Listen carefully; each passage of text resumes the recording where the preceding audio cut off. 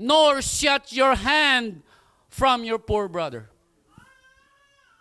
Don't tell him, bro, I have something, but I'm keeping it for myself and for my children. Are you going to say that? Are you going to say, yeah, I have some rice in there, but we're going to do that and eat it for me and for my family? Are you going to do that?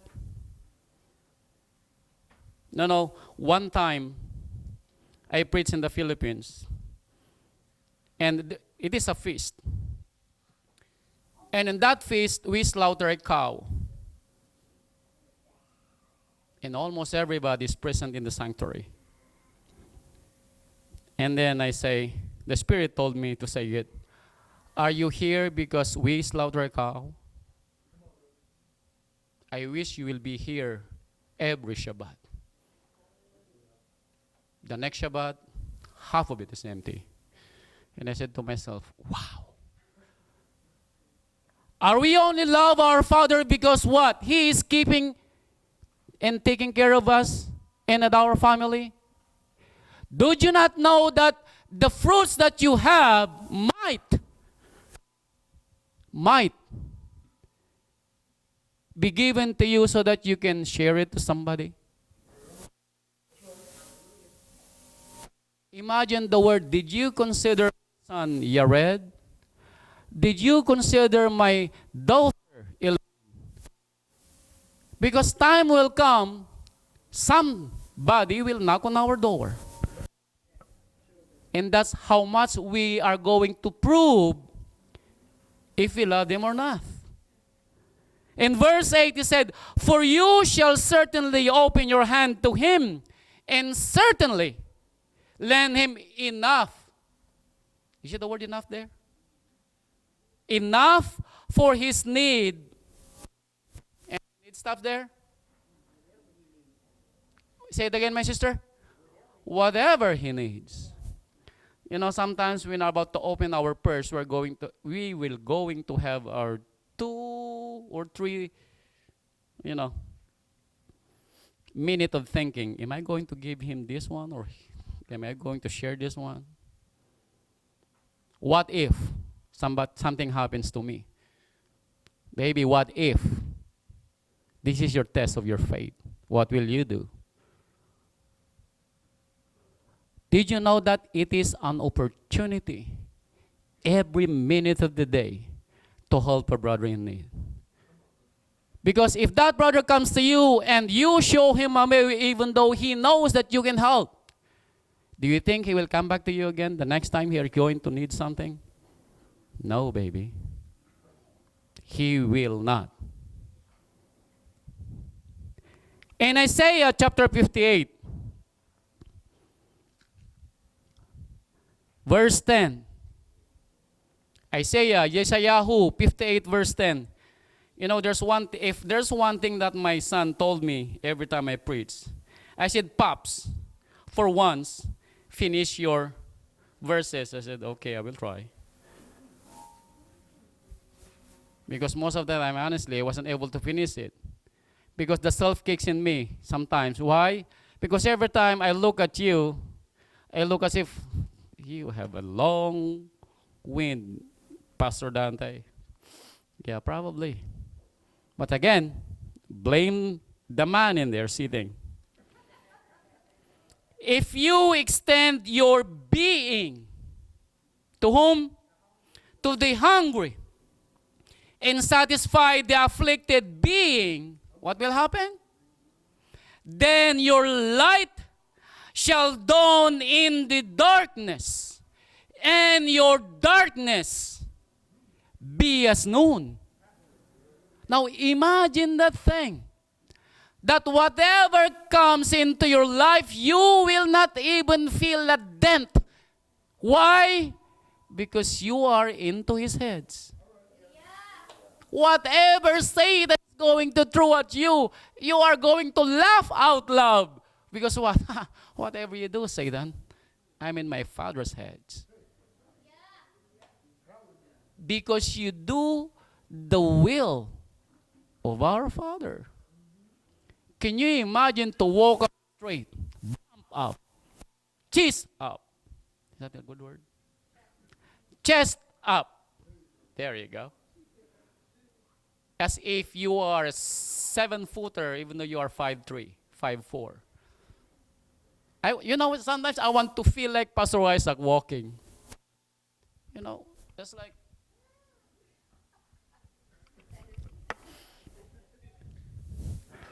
it's good to feel like that. That you don't fear anybody because you feel that the heads of our Father is in you. And it will only happen to you if you do what the Word is saying.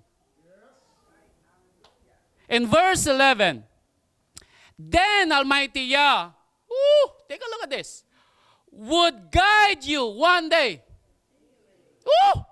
Can you imagine for the rest of your life here on earth? You will be blessed. Every day, every moment, 24/7, 366 days in a leap year. Continually. And take a look at this. Now, can you imagine the blessing that you're going to have if you just share what you have? And satisfy your being in drought. And it strengthen your bones. And you shall be like a watered garden and like a spring of water, whose waters do not fail. Can you imagine that you always looks like so gorgeous? You're so handsome. Everybody look at you as if you are the Angelus. What's the name? Adonis, should I say? My bad. You know Adonis? Oh, I'm sorry. Adonis is the Greek god of good looking. So every time somebody looks at you as if they adore you like Adonis, meaning you are so good looking. But that's not that's not what's physically in you. That what's inside you that makes you radiant outside. Because your deed follows you through. And again, when you do some good deeds, don't say you did it for yourself.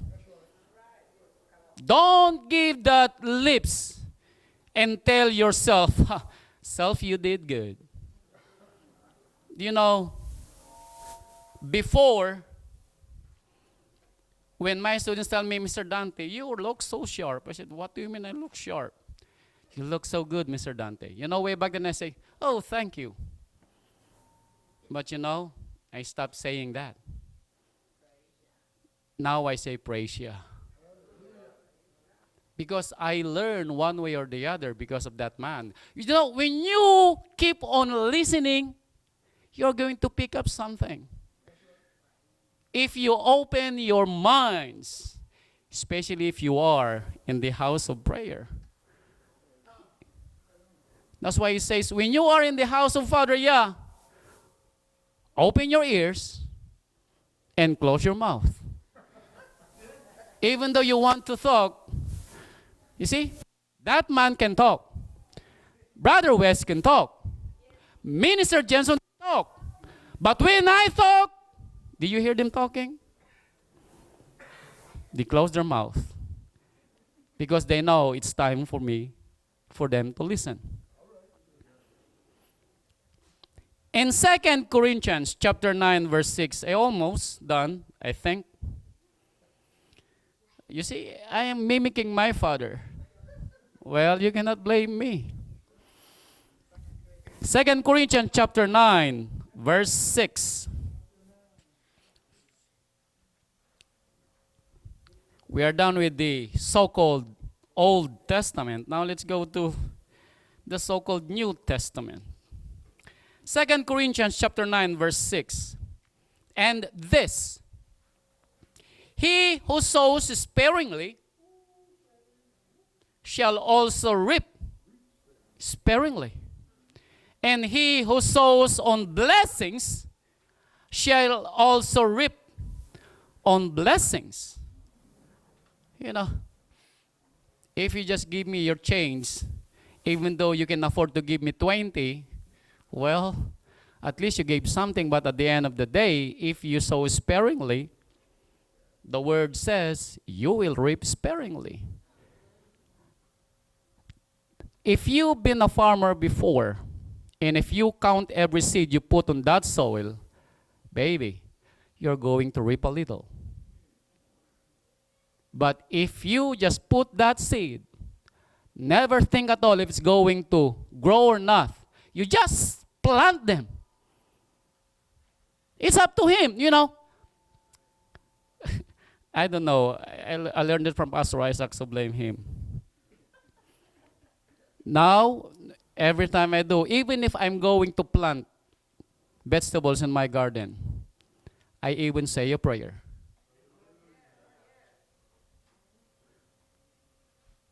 I don't know why, but I am thankful to Father Yahweh who gave me that wisdom to say a word. You know, I'm the only one, I believe, in my school who say a prayer before I eat. And then, actually, the other day, I'm about to do my prayer, and then somebody is talking to me, and then he stops on his truck. When he saw me, I bow my head. And he waited for me to finish. And when I prayed, it took a couple of, probably almost a minute. And he waited for me. He said, I'm sorry. I said, oh, no, I'm sorry, Mr. Dante. That's what he said. In everything we do, if we give him our first, hey, 6,300s every day did not open their mind, did not open their eyes to see the world again. 6,300s, and we are so lucky to see each other for another Shabbat. Verse 7, let each one give as he purposes in his heart, not of grief or of necessity, for Elohim loves a holder. Loves who gave $1 even though he got 100. No, we said a joyous giver. You know, when the word told me to rewrite the Bible, I said, are you crazy? Going to rewrite the Bible from Genesis to Revelation? I said, okay. How? I don't know how to do it. Imagine to do it, the whole Bible. Because the word said, I want you to rewrite the Bible in your language with the name of Father Yah and his son Yeshua. I said, okay. So I did the best, I think. I did my best. But, my best not enough. That's why during those times, I cried.